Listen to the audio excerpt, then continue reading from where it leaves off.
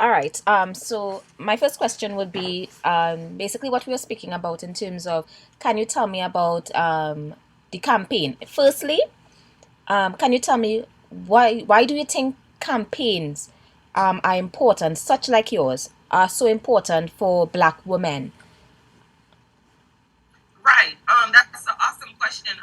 Well, let me just preface that with saying I actually come from a political science background. I have a master's degree in political science, and I've taught kindergarten through 12th grade, and I've also taught American government at the college level. And so, as such, international understanding the nature of politics as it relates to American politics. The a campaign. I said to myself, why not a campaign for dark skin equality? If people can run political campaigns to run for political office, because the thing is, we have to, when you're running any type of campaign, you're trying to convince people to take on your agenda, pretty much. And so, what we're trying to do, essentially, with dark skin equality, people have, my critics have said, you're trying to force people to see dark skinned women as beautiful. What I'm trying to do is create equality. What I'm trying to do is the campaign is to get people to take a look at their assumptions, take a look at themselves, dig deep. Also, take a look at what they've been taught as a part of their conditioning in America and worldwide in general, through the media, through their families, through history. Take a look at those things and say, I need to change something, or something is wrong here. And so that's the nature of campaigns. And I see a campaign of this nature as, of course, political, because it's about human rights. It's about the human rights of dark-skinned women and girls. Because if part of a woman's identity is her beauty, then what for the dark-skinned woman if she's seen as the most ugliest woman on the planet? What of her reproductive rights?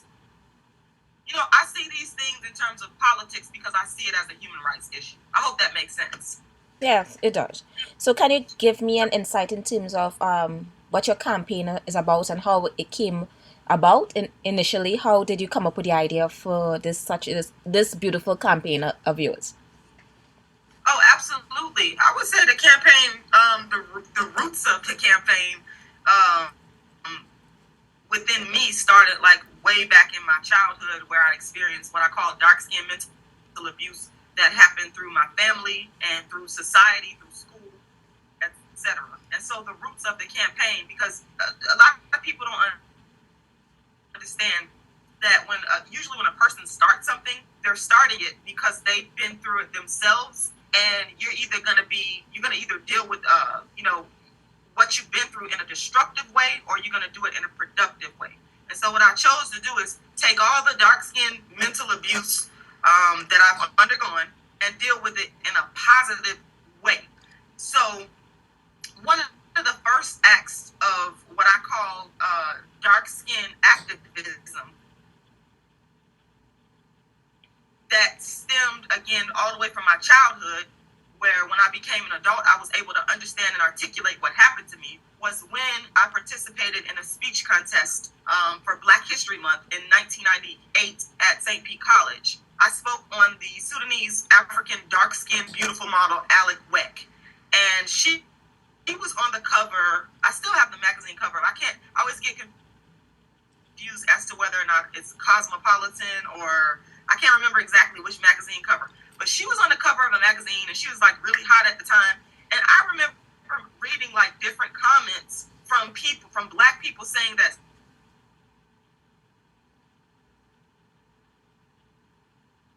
this woman was ugly, she was manly, she was not the standard of beauty for Black. Basically, that she should not be.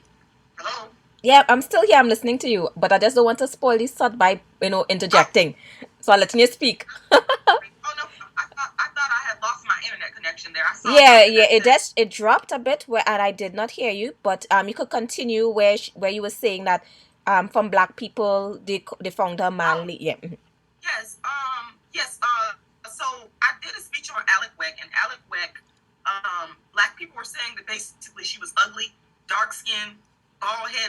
indicated she wasn't the standard of beauty for Black women. And I took issue with that, and I decided to make her the subject of my speech as a lead-in to speak on how dark-skinned women and girls are discriminated against. And I did this speech at St. Petersburg College in '98, and that really marked the first real concerted effort in terms of my dark-skin activism. And I remember, just like how today a lot of Black men took issue with what I said, at that time, the Black men in the audience were like, they were upset about what I had said, even though I had ended up winning the speech contest, but they were very upset about it. And I was like, wow. And then, so fast forward to 2005, after I graduated from the University of South Florida, I decided to pursue my lifelong dream of being an actor or a performer. So I moved to Los Angeles, and what better way to, break into acting, I thought at the time, than by dealing with my own story. So what I decided to do is create a one-woman show, which was called The Ice Cream Lady's Dream, and it dealt with me wanting to be an actor and all the barriers that I encountered. In large part, it dealt with my skin tone and my hair, where people were telling me that you're too Black and ugly to ever be an actor. And so in the play, I dealt with the issue of my dark skin and my hair and that kind of thing. And it really kind of struck a nerve with people. And so what I decided to do in 2006 is write the play, A Dark-Skinned Woman's Revenge. And writing that play is really what kind of pushed for the campaign, the Dark Skin is Beautiful campaign in 2006. But at the time, I didn't know that it would really culminate into what it's become in 2014. So what I would start to do is do different performances in different venues around the United States. And after the performance, people would always want to talk about their own dark skin story. So I would notice a pattern where I do the play. And by the way, the play is a one-woman show, and it consists of me playing 5 different characters of dark-skinned women with different dark-skinned stories from different socioeconomic backgrounds. And so people would just start telling me their dark-skinned stories, and sometimes the discussion would go on for hours. And I was like, wow, this is really something. And then, so in 2014, I really sat down and really started to put together an actual campaign to equalize the beauty of dark skin. And I realized that I could do it. One of the major ways that I could do it was through the play, which has also become a book now, A Dark-Skinned Woman's Revenge, because it dealt with the subject matter in an honest way and an entertaining way where people felt comfortable to speak on their dark-skinned stories, because the characters in the play were so real and entertaining. And so I said, this is a campaign. We've got to eradicate dark-skinned female discrimination. And so, that's really the history of the campaign, if you will. Okay. What benefits have you seen the campaign take life? I mean, in terms of with the victims that have, come to you for assistance or help in any way. What benefits have you seen it, affected them in any positive way? Anything like that? Absolutely. That's an awesome question. I've been on this role for a long time, and one of the aspects of the campaign is I talk boldly and brazenly about Black men who discriminate against dark-skinned women. And so as a result of doing that, there was some controversy around a rapper between me and him, where I spoke about his choice of mate who's a non-dark-skinned woman. And this particular rapper, he's you would think that because of the lyrics in his music and what he promotes in his music in terms of a consciousness, in terms of a Black consciousness, you would think that maybe, just perhaps, in his mate selection, he would choose a dark-skinned woman, and he didn't do that. And so I made some comments about it, and the media just went crazy with it, absolutely insane with it. And what happened, I did get a backlash, but I'm not complaining about that. I'm actually happy about it, because what happened in terms of the positive aspect of it is it brought a lot of dark-skinned women to me who were afraid, who thought the same thing that I was saying, but they were afraid of the backlash. They were afraid of being called, jealous of lighter-skinned women or haters, or, they were afraid of that. And so prior to this incident, I've been counseling dark-skinned women who have had boyfriends and husbands leave them for non-dark-skinned women, dark-skinned women who've had family members call them every dirty dark-skinned name in the book, from black and ugly, nappy-headed, anything you can name. And they're scarred by this. And so a lot of them will come to me, whether it be by the phone, by Facebook, by email, and they'll talk to me because they know that it's a safe place where I'm not going to judge you. I'm going to listen to you. And, you're talking to a person that's been through it, who survived it, who understands it, and who's going to fight against it. And I'm like a safe place. The campaign, should I say, is a safe place to come and kind of vent those frustrations without being judged. So that's a really positive aspect of it. And because the campaign, one of the central tenets of the campaign is to repair the relationship between black men and dark-skinned women, I actually get a lot of black men that will contact me. And just recently, I got this light-skinned black man. He had watched a bunch of my videos, and he told me all this stuff through the email conversation. And he admitted, it was a very painful email to read, but it was so honest. He admitted calling dark-skinned women black bitches, excuse my language, but that's what he said. He admitted calling, dark-skinned women all kinds of names and treating them badly. And I was like, wow. And what he was saying in his admission is that basically, I've done this and I'm sorry. How can I rectify this? And so what the campaign is leading to, the positive benefits of the campaign, is I'm starting to see black men admit that they've done these things to dark-skinned women, and they want to know how can they solve the problem and rectify the problem. I'm also starting to see black men come out and support dark-skinned women and be vocal about it. I got a message from a young man yesterday who told me that he had spoken to his 9-year-old nephew about the beauty of dark-skinned women because he was trying to instill that beauty in him at a young age.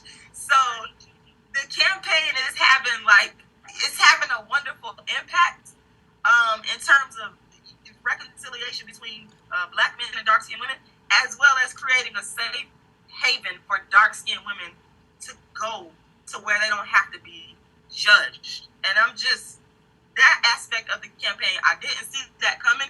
It just started happening, and I'm just so excited for it because of the positive impact on equalizing the beauty of dark-skinned women and girls.